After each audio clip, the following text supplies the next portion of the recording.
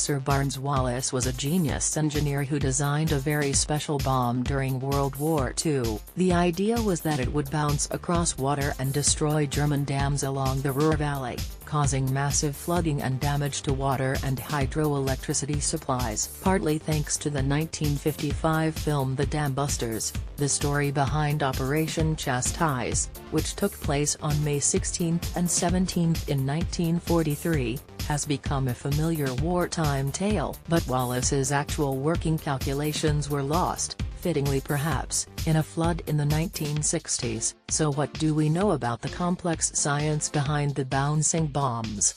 We know that the Germans considered their dams to be a potential target for their enemies, and placed torpedo nets in front of the structures to protect them. And to bust a dam, Wallis realized that peppering it with lots of small bombs wouldn't work. It would be the difference between throwing a handful of sand at a window, and then doing the same with a rock. Wallis figured that to do serious damage, a single 4-ton bomb had to be detonated right up against the dam wall at a depth of about 30 feet below the water. In those days, high-altitude bombing accuracy wasn't good enough to deliver such a bomb bang on target. The idea of bouncing it across the water towards the dam like a skimming stone was inspired. In early experiments, a few things became clear. First, for the bomb to bounce it had to be spinning, with backspin. Just like that, a delicate backspin drop shot in tennis, which causes the ball to hover just over the net. Wallis worked out that a bomb with backspin would be levitated by what is known as the Magnus effect, countering the downward pull of gravity and ensuring that it struck the surface of the water gently. If the bomb hit the water too hard,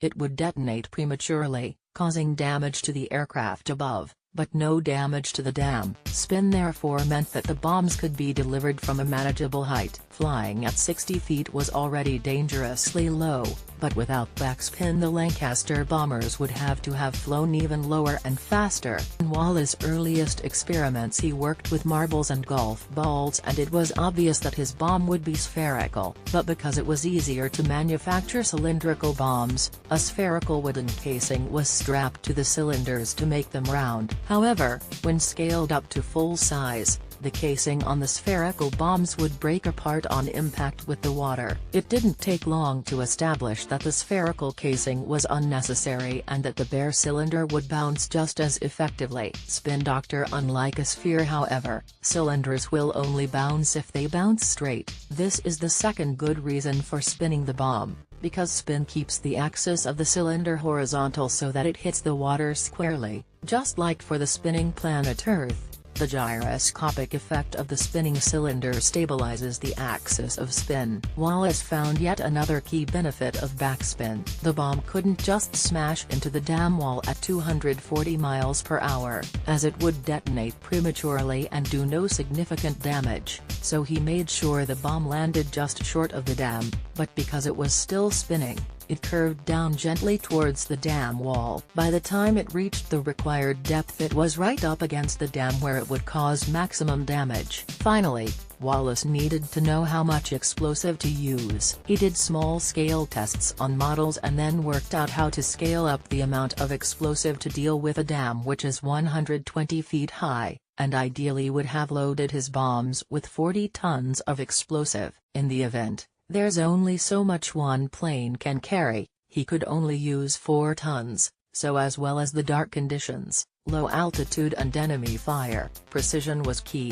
For our own bouncing bomb experiment in 2011, we found that 50 grams of explosive would completely demolish a 4-foot dam, so our 30-foot version would need 160 kilograms. We used 180 kilograms just to be sure, and it was totally wrecked. Following trials on water in Dorset and Kent, the actual raid took place in the early hours of May 17, 1943, with 19 Lancaster bombers flying out of RAF Scampton in Lincolnshire. After a 3-hour flight, the first plane lined itself up on the Moni Dam, flying at 240 miles per hour and at that dangerously low altitude of 60 feet. The bomb was released about half a mile in front of the dam, bounced 5 or 6 times and sank just short of the wall. At the required depth of 30 feet, the pressure of water triggered the explosion right next to the dam wall. In all, 5 planes had to drop their bombs before the first dam was breached. The raid was dangerous,